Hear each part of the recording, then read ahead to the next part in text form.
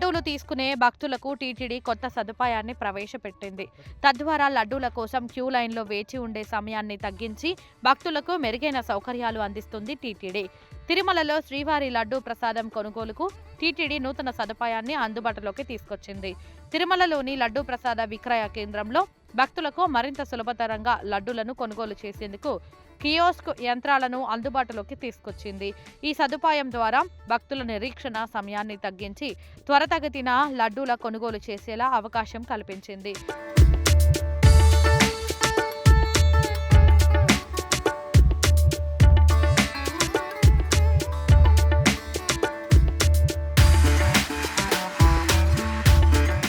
Digital payment UPI చెల్లింపు సదుపాయం కూడా ప్రవేశపెట్టింది.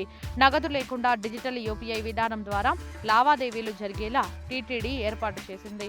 వీటి కోసం భక్తులు లడ్డూ పంపిణీ కౌంటర్లకు సమీపంలో ఏర్పాటు చేసిన కియోస్క్ యంత్రం వద్దకు వెళ్లి యూపీఐ ద్వారా నగదులు చెల్లించవచ్చు.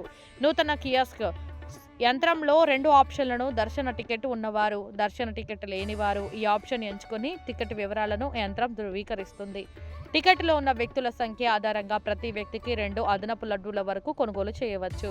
దర్శన టికెట్ లేని వారు ఈ ఆప్షన్ ఎంచుకుని సరైన వెరిఫైడ్ ఆధార్ నెంబర్ ద్వారా ప్రతి వ్యక్తికి 2 లడ్డూల వరకు కొనుగోలు చేసే సమయాన్ని కల్పించింది. సరైన ఆప్షన్ ఎంచుకున్న తర్వాత యూపీఐ ద్వారా చెల్లింపు చేయాల్సిన పేజీకి వెళ్లి లావాదేవీలు పూర్తి చేయవచ్చు. ఆ రసీదుతో లడ్డూ కౌంటర్ల వద్దకు వెళ్లి అదనపు లడ్డూలు పొందవచ్చు.